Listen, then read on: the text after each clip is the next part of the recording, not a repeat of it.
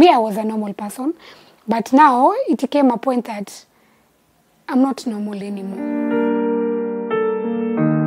Edna Musyoki, a resident of Kasarani in Nairobi, recounts that the year 2020 was the beginning of a journey of sadness and depression. I used to be alone. I wanted to just niende kwa bedroom, nijifungie. I don't want to talk to people.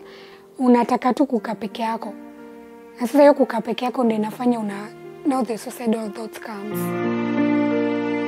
Several times during her illness, her patience in life's challenges was pushed to the extreme end.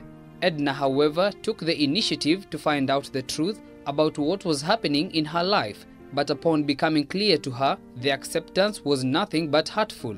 They told me that I have depression and anxiety. Miss Jinta kwambia, it's the worst feeling ever. I'd never, even my enemy, siwezi taka kuwa na hiyo feeling.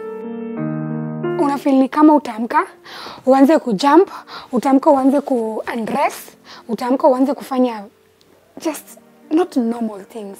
Edna's life took a drastic turn, and as time went on, her business collapsed and her friends disappeared.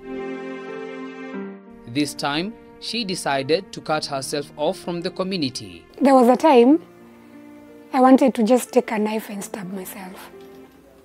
I just picked it, but good thing my sister was there. So akaniuliza, what are you trying to do? Nikamwambia, me, I just want to die. I just want to die. I feel I want to. There's nothing good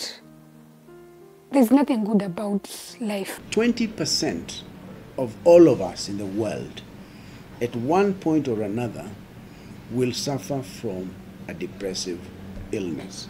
Dr. Frank Njenga, a psychiatrist, reveals that 10% of Kenyans suffer from different forms of mental illness, explaining how different groups are not aware that this is the root cause of different health complications. Up to 60% of people with cancer will also have comorbid with the cancer, a depressive illness. You look at people waiting to see a doctor at any health center or any general hospital or any doctor's clinic.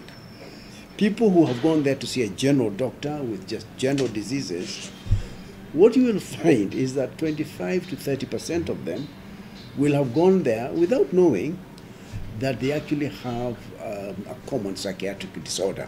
In addition, many Kenyans fail to distinguish between having normal life stress and suffering from depression and anxiety. For depression, number one, you're feeling extremely sad, more days than not in a period of 2 weeks. So you wake up, you're just crying, you don't know why you are crying, you can't be happy at all. Also, you have no appetite, or you are eating too much, mindless eating, so to speak, or what we call emotional eating. So you are gaining weight or you are losing weight. And so at that point, what you would need to do is to seek the services of a psychotherapist or a counselor.